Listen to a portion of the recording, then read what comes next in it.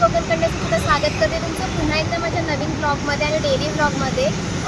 आता सगळेच नवीन वर्षामध्ये काहीतरी ठरवतात की आपण असं करायचं तसं करायचं. तर आजच्या दिवसाची सुरुवात मी पण देवदर्शनाने करणार आहे. म्हणजे स्वामी समर्थांचं मठ आणि जवळचं मंदिर दर्शन करून आजचा हा ब्लॉग मी सुरू करते.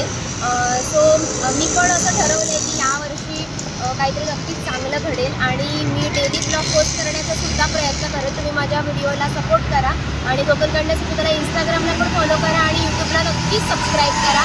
चला आजच्या ब्लॉगला आपण सुरुवात करू. आता मी थोडा नाश्ता करते. नाश्ता करून मग पुढच्या ॲक्टिव्हिटीजला सुरुवात करते.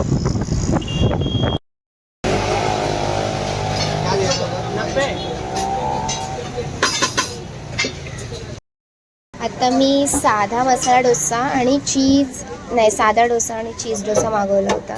स्वतः आम्ही नाश्ता करणार. स्वतःचा चीज डोसा घे तिकडे. चला मी नाश्ता करते.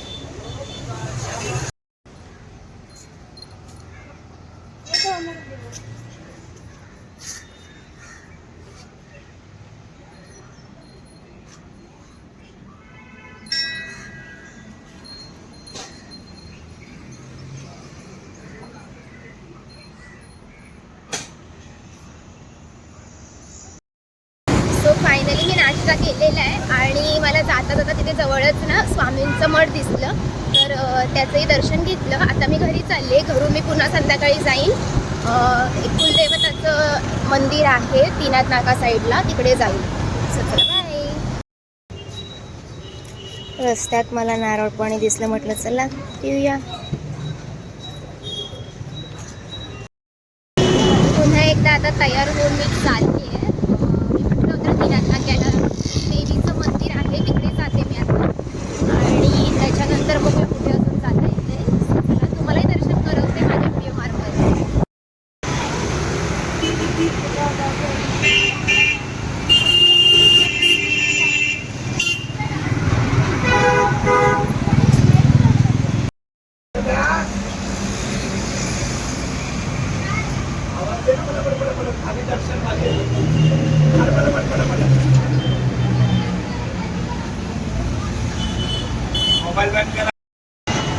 आत्ताच माझं इथे कुलदेवतांचं दर्शन झालेलं आहे. प्रचंड प्रमाणात गर्दी आहे कारण का आज नवीन वर्षाचा पहिला दिवस आणि खूप गर्दी आहे. सगळे लोक दर्शनाला येतात, त्यामुळे आतमध्ये मला व्हिडिओसुद्धा काढायला मिळाला नाही कारण ते अलाउड नाही आहे.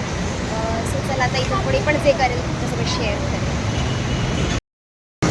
आता मी चालले बाबा फालुदा खायला. सो हे आपलं आहे ठाणा स्टेशन. ठाणा स्टेशनवरून थोडं आतमध्ये तलावपालीच्या इकडे बाबा फालुदा आहे. चला बाबा फालुदा खायला जाऊया. खूप छान असतो, टेस्ट पण मस्त असते आणि क्वालिटी आहे. बऱ्याच ठिकाणी त्यांच्या ब्रांचेस पण आहेत, सो तुम्ही त्या ब्रांचेसला जाऊन सुद्धा खाऊ शकता. यासाठी सांगते बिकॉज टेस्ट खरंच उत्तम असते.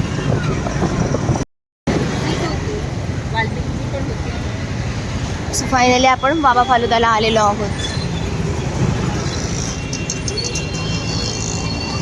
जे तलावपालीच्या बाजूलाच आहे. चला आपण जाऊया आतमध्ये. सो फायनली बाबा फालुदा, मी मँगो फालुदा घेतला होता, ऑसम आहे. आणि ही मलाई. चला तलावपालीला बाय बाय करत आता मी चालले घरी गेल्यानंतर मी मस्तपैकी पुन्हा फ्रेश होणार आणि रात्री जाणार आहे मी मूवी बघायला, अवतार. So let's go. आता मी घरी आले आणि येताना थोडी फळंसुद्धा घेऊन आली आहे. आता देवाशी बसेन थोडा वेळ आणि पुन्हा जाणार मूवीला. चला अशा प्रकारे आता मी चालले मूवीला. बापरे, मागून आवाज येत आहे गाड्यांचा. सो अवतार मूवीला चालले आणि आता वाजलेले 6:30 पावणे 7चा मूवी आहे.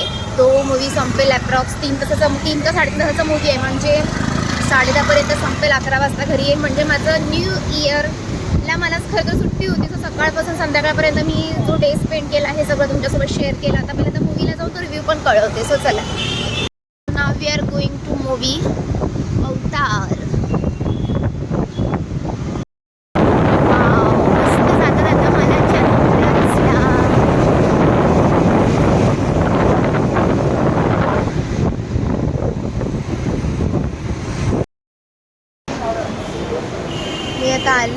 ऑफिसला इटर्निटीला.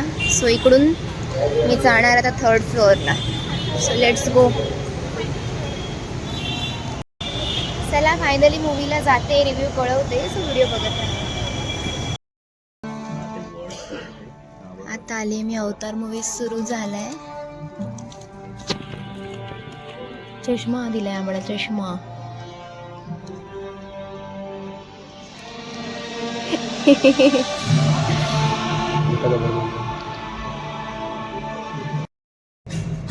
तुम्ही विचार करत असाल मी चष्मा लावून मूवी का बघते, तर 3D मूवी आहे अवतार. सो वा, रामायण एक नंबर. चला मूवी बघते आणि नंतर तुम्हाला सांगते. एक नंबर मूवी होता, पूर्ण 3D. सिरियसली एकदम भारी मूवी होता. मला तर खूप जास्त आवडला movie. Concept wise, story wise सगळंच. त्याचा पार्ट 3 सुद्धा येणार, ते बघताना समजलेलंच आहे. पण तो मला वाटतं 3-4 वर्ष लागतील त्याला यायला, कारण का पहिलाच वाला 4 वर्ष. ओके 4 वर्ष लागते, कारण पहिलाच एवढ्या वर्षाने आला म्हणजे विचार करा ना. सेकंडवालाच एवढ्या वर्षाने आलाय. कशाने कितीने आला? हा 3rd होता. ओके हा 3rd होता, म्हणजे आता 4th येईल. 4th, कारण मी पहिलाच बघितला अवतार. ह्याच्या आधीचा मी अवतार बघितला नव्हता, पण छान होता, मला खूप जास्त आवडला. सो असा हा माझा डे होता न्यू इयरचा. खूप चांगल्या प्रकारे साजरा झाला न्यू इयर. सगळ्यांना पुन्हा एकदा नवीन वर्षाच्या हार्दिक शुभेच्छा आणि बाय बाय. भेटूया पुढच्या ब्लॉगमध्ये. तोपर्यंत धन्यवाद. Good night.